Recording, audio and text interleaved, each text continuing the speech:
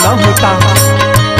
मैं जोगी के रूप में घर घर नहीं भटकता।